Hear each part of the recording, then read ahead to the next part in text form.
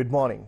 Like many of our viewers who are watching this program right now, I too was born during the war, and I lived through the war, and like many others, we were fortunate enough to see the end of a very deadly and bloody conflict.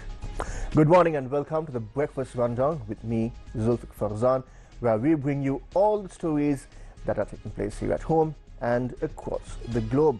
To start off, well, the 16th anniversary of the National War Heroes Commemoration Ceremony. Well, Sri Lanka marks the 16th anniversary of the military victory with the National Victory Day commemoration that will take place today under the patronage of President Anura Kumara Dissanayake.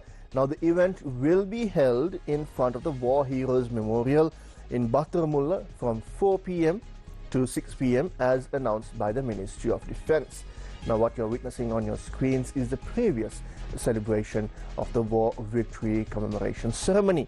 Now, in parallel with the National Victory Day commemoration, a specific travel plan will be implemented in and around the Battaramulla area. Now, that's according to Sri Lanka Police. Now, authorities have emphasized that there will be no road closures that will be enforced during this period. However, in the event of traffic congestion, movement along Parliamentary Road from Poldua Junction to Kiayam Junction via Jantipura may be restricted for vehicles travelling to and from Colombo. Now, to minimize inconvenience, the police have issued the following alternative routes. For vehicles exiting Colombo, you can travel from Poldua Junction to Battaramulla Junction, then proceed to the Palamtuna Junction to Kiayam Junction. For vehicles entering Colombo, this is what you need to do.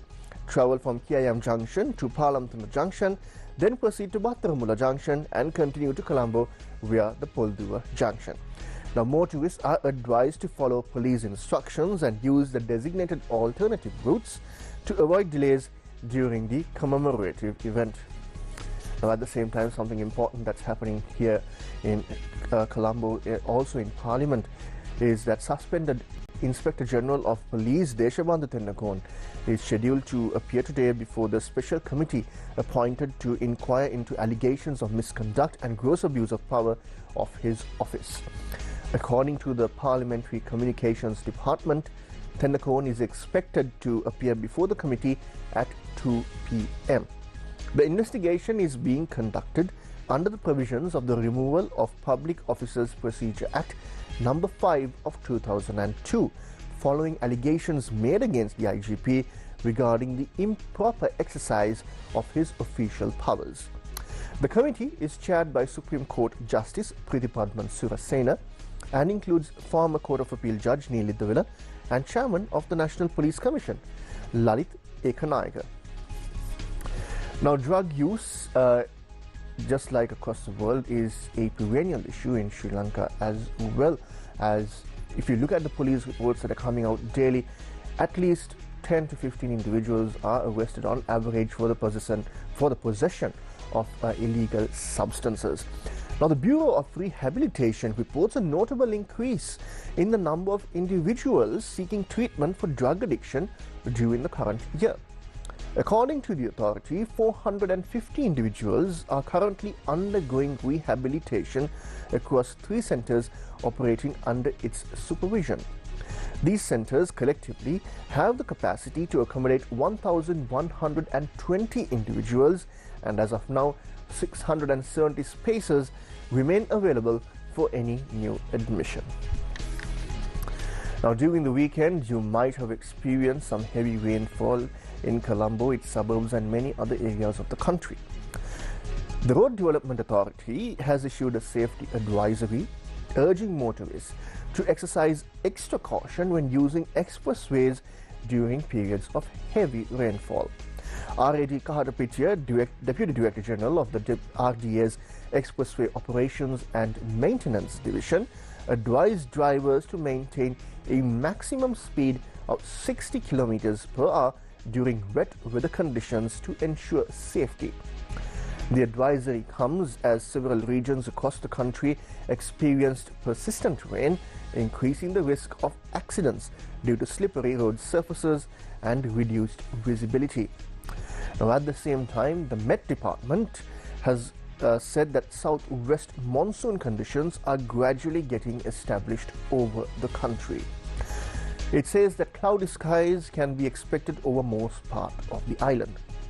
Showers or thunder showers will occur at times in the western, Sabaragamuwa, northwestern, central, southern and northern provinces. The Met Department says that over 100 millimeters of rainfall are likely at some places in the western and Sabaragamuwa provinces and in Galle, Matara, Puttalam, Nuwara and Kandy districts. Several spells of showers will occur in the north central province as well, according to the Met Department. Now, fairly strong winds of about 30 to 40 kilometers per hour can be expected at times over the northwestern, north central, northern and southern provinces as well as in the Trincomalee district.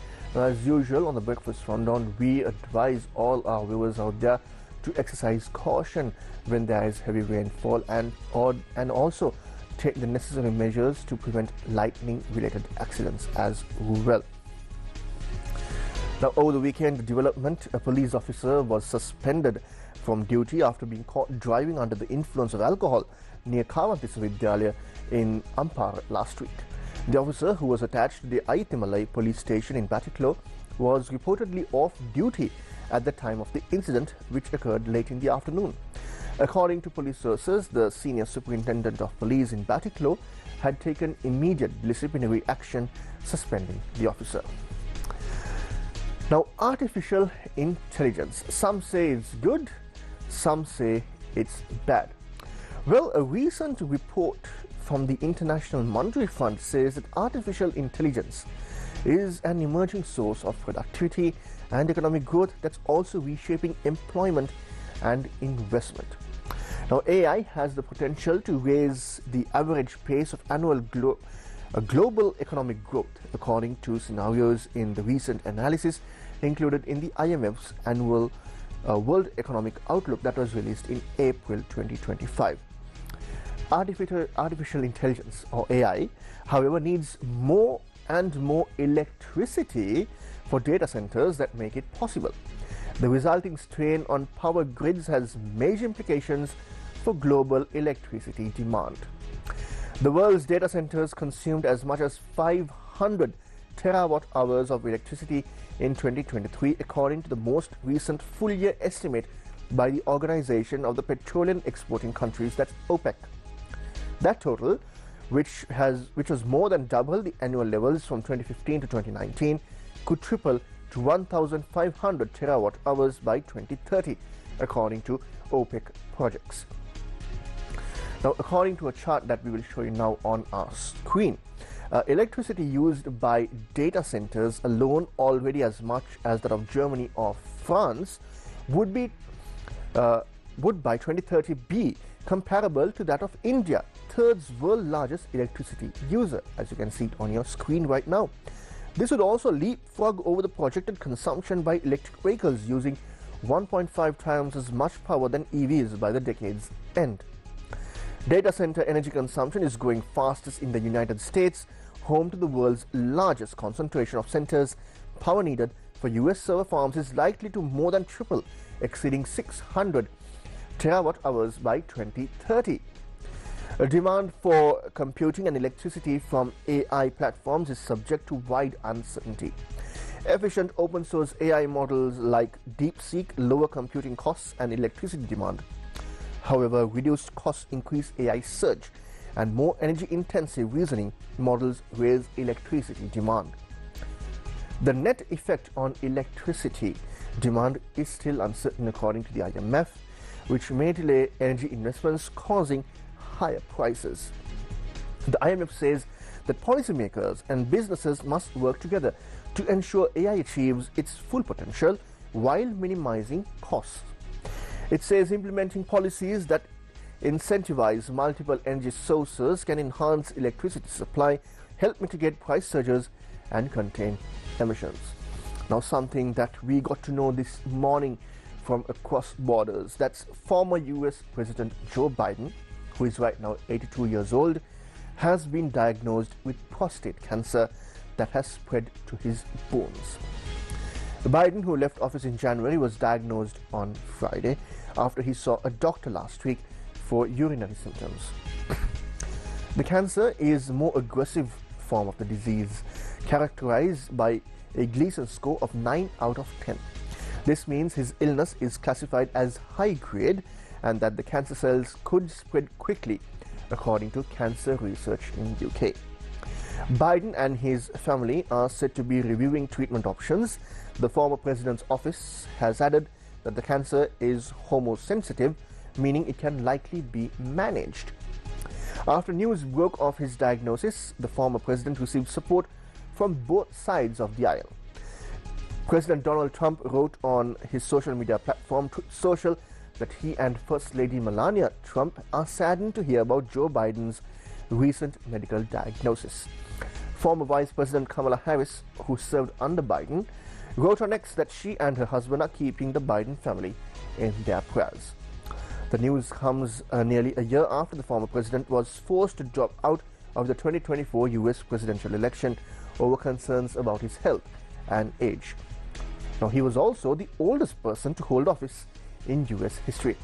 Now, in more international news, something that's developing across the border is that Donald Trump is now willing to speak with Russian President Vladimir Putin on ending the Ukraine war. Now, he is expected to speak to Putin today.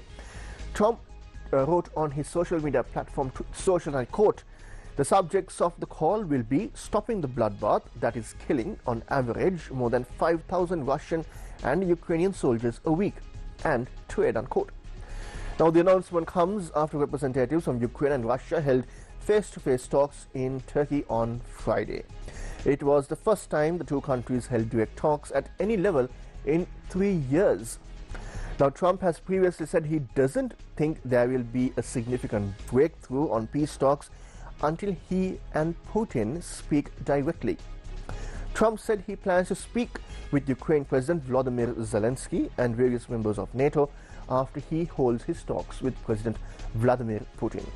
Now, a Kremlin spokesperson has confirmed that preparations are underway for a phone conversation between Putin and Donald Trump.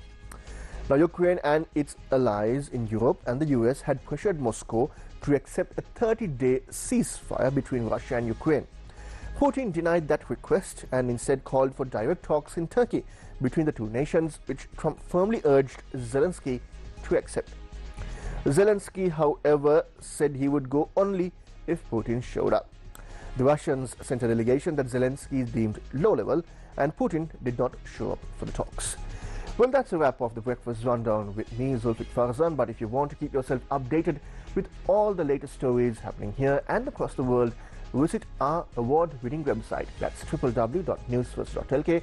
Follow us on our social media platforms, Facebook, Instagram, TikTok, X, and also YouTube. And also, don't forget to subscribe to our WhatsApp channel, where you will get all these stories on your palm-held devices. Until I see you again, take care and stay safe.